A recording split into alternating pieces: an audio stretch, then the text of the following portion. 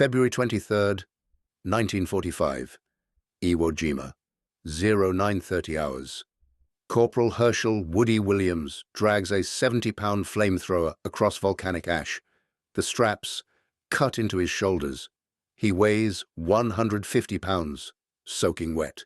7 Japanese pillboxes sit 100 yards ahead, concrete bunkers, with machine guns. His squad is pinned down behind a rocky ridge.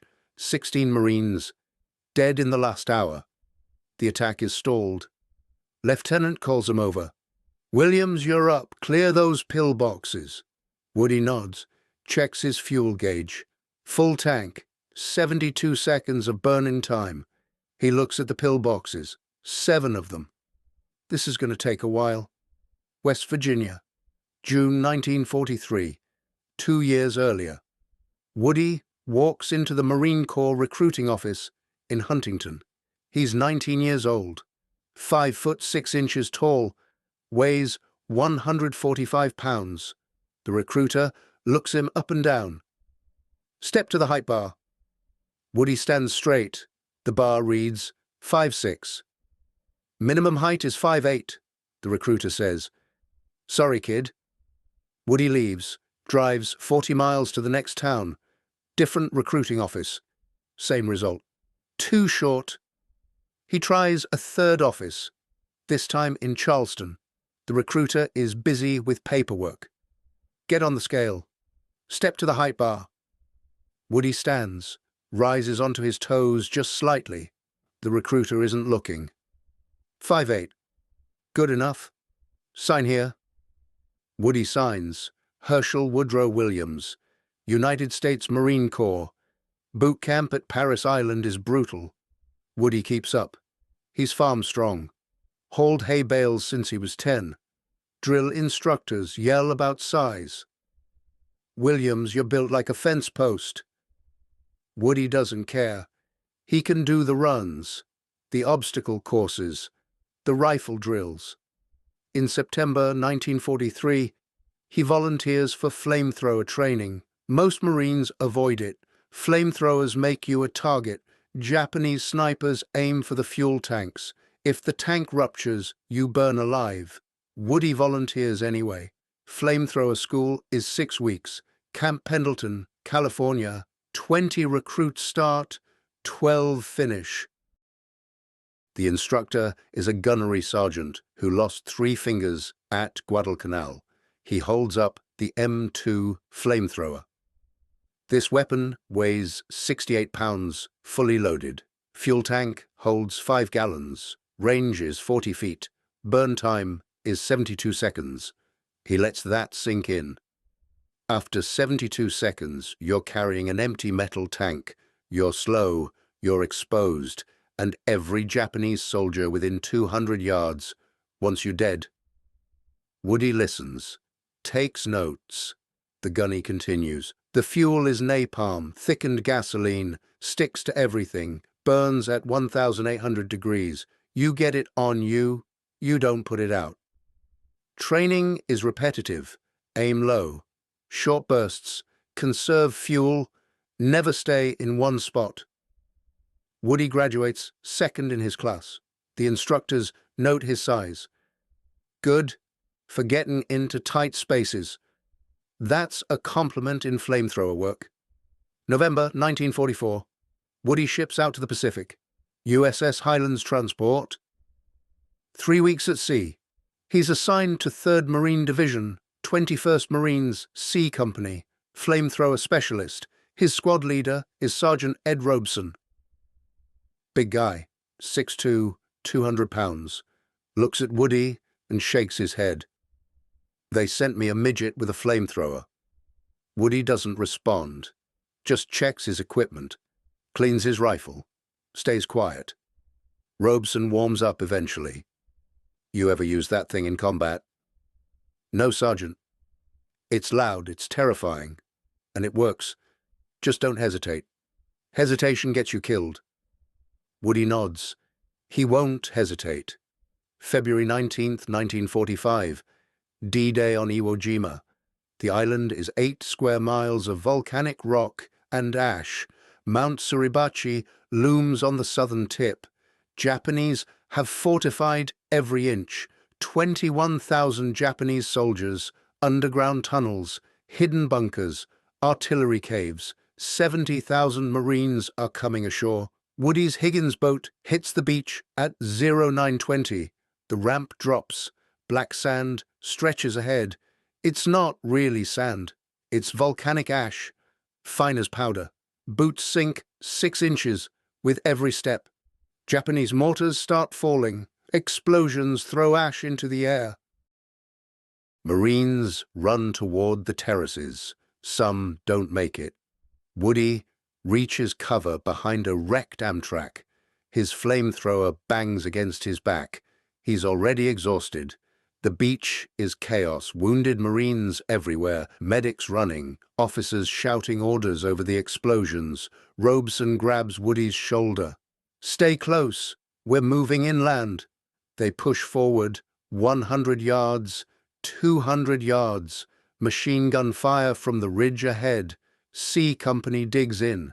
First day casualties, 14 killed, 23 wounded, out of 240 men. Woody sleeps in a foxhole that night. Ash coats everything, his mouth, his eyes, his rifle. He doesn't sleep much. February 20th through 22nd, 3 days of grinding combat. Every yard costs blood. Japanese positions are invisible until they open fire. Then grenades and flamethrowers clear them out.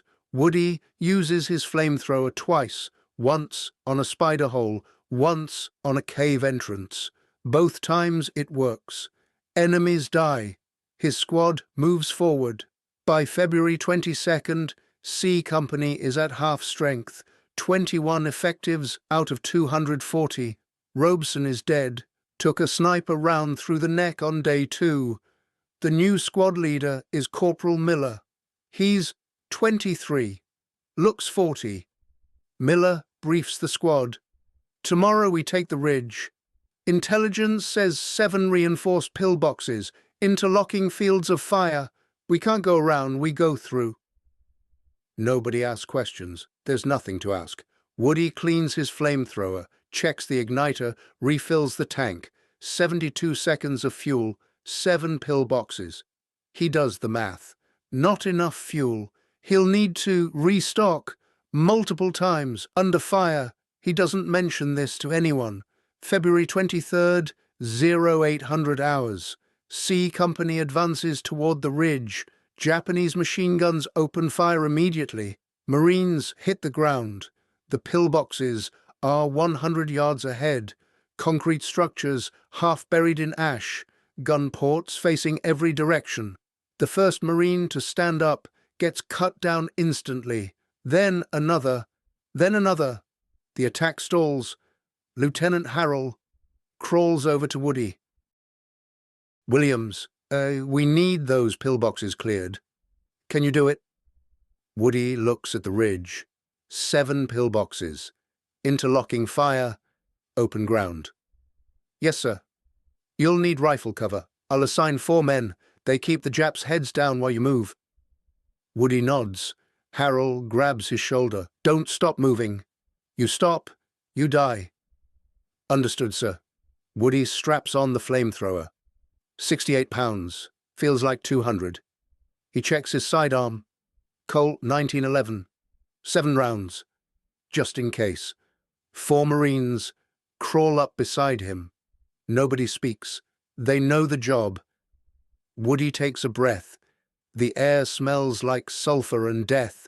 He stands up, starts moving toward the first pillbox. Japanese machine guns swing toward him immediately. Woody crawls forward. The volcanic ash is hot. It burns through his uniform sleeves. 50 yards to the first pillbox. Might as well be 50 miles. Japanese machine gun tracers streak overhead. Red lines in the gray morning light. His 4 riflemen fire back. Short, controlled bursts, trying to keep the Japanese gunners pinned. Woody keeps crawling. 20 yards, 30 yards. A bullet hits the ground 6 inches from his face. Ash sprays into his eyes. He blinks it away and keeps moving. 40 yards. The pillbox is directly ahead. Concrete walls 3 feet thick. A gun port the size of a shoebox. A Nambu machine gun barrel poking through. Woody reaches a small depression, 5 feet from the pillbox. Close enough. He rises to one knee, aims the flamethrower nozzle at the gun port, pulls the trigger. The igniter sparks. Fuel sprays out, ignites midair. A jet of orange flame shoots 40 feet, hits the pillbox, dead center. Fire pours through the gun port. Screaming inside, the Nambu goes silent. Woody holds the trigger, counts in his head. 1 Mississippi, 2 Mississippi, 3 Mississippi. At 15 seconds, he releases. Conserves fuel. Black smoke pours from the gun port. The pillbox is silent. Woody turns and runs back toward his squad. Bent low, zigzagging. Bullets chase him. He doesn't look back. He dives behind the ridge. His riflemen are reloading. 1 down. Woody gasps. A private hands him a fresh fuel tank, 5 gallons, 50 pounds. Woody unscrews the empty tank, throws it aside, connects the new one, tightens the valve. Ready? The lieutenant asks. Woody nods. He crawls toward pillbox number 2. The second pillbox is 30 yards to the left, higher up the ridge. Better angle of fire. Japanese soldiers inside saw what happened to the first pillbox. They're ready. Woody gets within 25 yards. Machine gun fire erupts directly at him. He flattens into the ash. Bullets crack overhead. 1 hits his flamethrower fuel tank. The impact sounds like a hammer on steel. Clang. Woody freezes, waits for the explosion. The fire. The end. Nothing happens.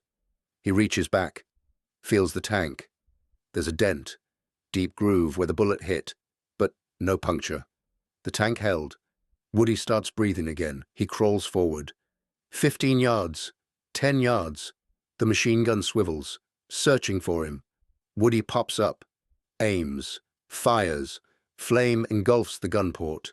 The Nambu keeps firing for 3 seconds, then stops. Woody empties the rest of the tank. 20 seconds of continuous fire. The pillbox interior is an oven. He runs back, doesn't wait to see results. Behind the ridge, he collapses. The corpsman grabs his arm. You hit? No. Tank took a round, didn't go through. The corpsman stares at the dented tank. Jesus Christ, Williams. Woody drinks from a canteen. His throat is raw from ash and smoke. He coughs black phlegm. How many left? Woody asks. 5, the lieutenant says. Woody nods, reaches for another fuel tank. Pillbox 3 is straight ahead, 60 yards, open ground, no cover. Woody runs, full sprint. The flamethrower bounces on his back. Machine gun fire from the pillbox. Bullets kick up ash around his feet. His riflemen lay down, suppressing fire. The Japanese gunner ducks for 2 seconds. Woody covers 30 yards in those 2 seconds. He dives behind a destroyed Japanese truck. Rusted metal frame. No protection from bullets. But it blocks line of sight. He catches his breath. Peers around the truck. The pillbox is 25 yards away. Gun port facing directly at him. No way to approach from the front. He'll be cut down. Woody looks left. A shallow trench runs parallel to the pillbox, probably dug by Japanese infantry. He crawls into the trench, moves along it. The walls are only 2 feet high. He stays low. 50 feet, 60 feet. He's past the pillbox now, coming at it from the side. The gun port faces forward. Can't rotate to hit him here. Woody climbs out of the trench, runs to the pillbox wall. Presses his back against the concrete. Safe. For now. He edges along the wall. Reaches the gun port. It's too high to shoot into from ground level. He looks up. There's a ventilation pipe on the roof, 6-inch diameter. probably for air circulation. Woody slings his rifle, grabs the edge of the concrete, pulls himself up. The roof is flat, covered in camouflage netting and ash. The vent pipe sticks up 18 inches. Woody kneels beside it, points the flamethrower nozzle down into the pipe, pulls the trigger. Fire pours straight down into the pillbox, screams from below, then an explosion. The blast throws Woody backward. He flies off the roof, lands on his back in the ash, wind knocked out, vision blurred, ears ringing. He rolls onto his side, gasps for air. His lungs won't work. Finally, a breath, then another. He sits up. His back hurts. Everything hurts. The pillbox is destroyed. The roof collapsed inward, smoke billowing from the wreckage. Japanese ammunition must have cooked off. Secondary explosion. Woody stands. His legs shake. He limps back toward his squad. A rifleman runs out to help him. "You alive, Woody?" "Think so." "That was insane. 4 more to go."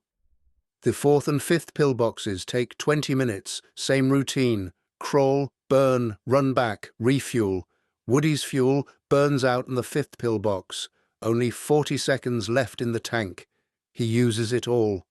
When he gets back, the corpsman grabs him. "Williams, you're bleeding." Woody looks down. Blood soaking through his left sleeve. "Shrapnel," the corpsman says, "from that explosion." Woody hadn't noticed. Adrenaline kept the pain away. The corpsman cuts away the sleeve. A metal fragment is embedded in his forearm, 2 inches long. "This is gonna hurt." He pulls it out. Woody doesn't make a sound. Gauze, bandage, wrap it tight. "You need to go back," the corpsman says. 2 more pillboxes, Woody replies. "You're wounded." "I'm fine." The lieutenant steps in. "Williams, can you finish?" Woody nods. "Then finish." Pillbox 6 is reinforced, thicker walls, 2 gun ports instead of 1. Woody empties an entire tank into it, 72 seconds of flame, both gun ports. The concrete glows red hot. When the fuel runs out, the guns are still firing. He runs back, grabs another tank, goes again. Second attempt, another 72 seconds. This time the guns stop. The pillbox is silent. Smoke rises from inside. Woody is out of fuel again. He's lost count. 5th refill. 6th. His squad is down to 9 men. The riflemen are running low on ammo. The lieutenant points at the last pillbox, 80 yards away, up the slope. "1 more, Williams, then we're done." Woody straps on a fresh tank. His shoulders are raw. The straps have rubbed through skin. He doesn't care anymore. Just 1 more. He moves toward the 7th pillbox. This one is dug into the ridge itself. Only the gun port is visible, heavily fortified. Woody crawls to within 20 yards. Machine gun fire rakes the ground in front of him. He's pinned. Can't get closer. He waits. Watches the gun port. The Nambu barrel moves left, right, searching. When it swings left, Woody sprints right. 10 yards, dives flat. The gun swings back, fires where he was. Misses. Woody is 15 yards away now. Close enough. He stands, aims, fires. The last of his fuel. 40 seconds remaining in the tank. He holds the trigger down. Fire streams into the gun port. The Nambu fires back. Bullets pass through the flames. 1 bullet hits Woody's helmet. Glances off. He doesn't stop. 30 seconds. 20. 10. The flamethrower sputters. Fuel runs dry. The Nambu is silent. Woody drops the flamethrower. It hits the ground with a clang. He pulls his sidearm, walks forward, looks into the gun port. Smoke. Bodies. Silence. Done. Woody turns around. His squad is standing, watching. Nobody moves. Then they start forward, past the pillboxes, up the ridge. 300 yards in 20 minutes. The fastest advance in 4 days. Woody collapses, sits in the ash. His hands won't stop shaking. The corpsman runs over. "You okay?" Woody nods. Can't speak. The adrenaline is gone. Everything hits at once. Pain, exhaustion, thirst. He lies back, stares at the grey sky. He just survived 4 hours of combat, burned 7 pillboxes, saved his entire company. He closes his eyes. Woody wakes up on a hospital ship, USS Solace, anchored off Iwo Jima. His arm is bandaged, burns on his hands and face, dehydration, smoke inhalation. The Navy doctor stands over him. "How you feeling, Marine?" Woody's throat is raw. Alive. Barely. Another hour out there and you'd be dead from heat exhaustion. Woody nods, tries to sit up. Pain shoots through his back. "Easy," the doctor says. "You took shrapnel. We pulled out 11 pieces. You're lucky none hit anything vital." "When can I go back?" The doctor laughs. "You're not going back. War's almost over for you. You did your part." Woody doesn't argue. He's too tired. He sleeps for 16 hours straight. March 26th, 1945.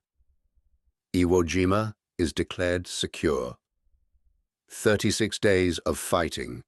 Longest battle in Marine Corps history. 70,000 Marines landed, 6,821 killed, 19,217 wounded.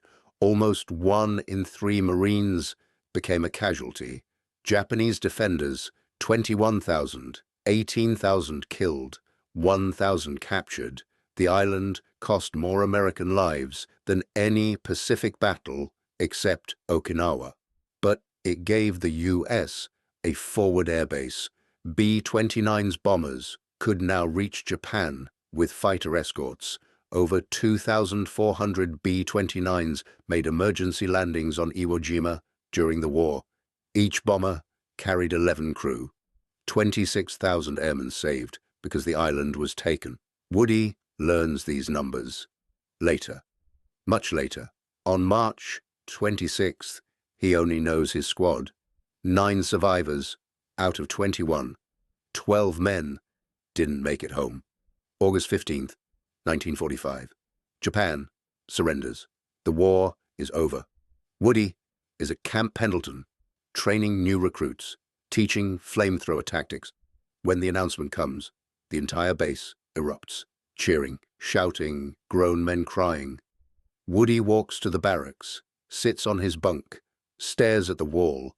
He doesn't feel relief, doesn't feel joy, just empty. October 5th, 1945, Washington, D.C., the White House. Woody stands in his dress blues.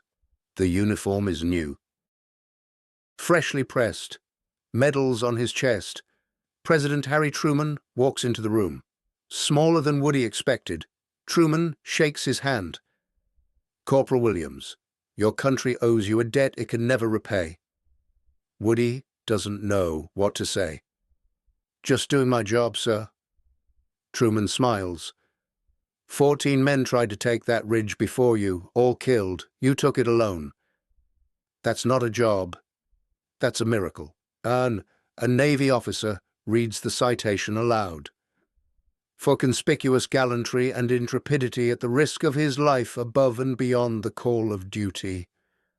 On February 23, 1945, Corporal Williams fought for 4 hours under hostile fire. He went forward alone to attack pillboxes with his flamethrower. He returned to his own lines for additional fuel and again advanced into withering enemy fire. He destroyed 7 fortified positions. His valor saved the lives of his comrades." Truman pins the Medal of Honor to Woody's chest.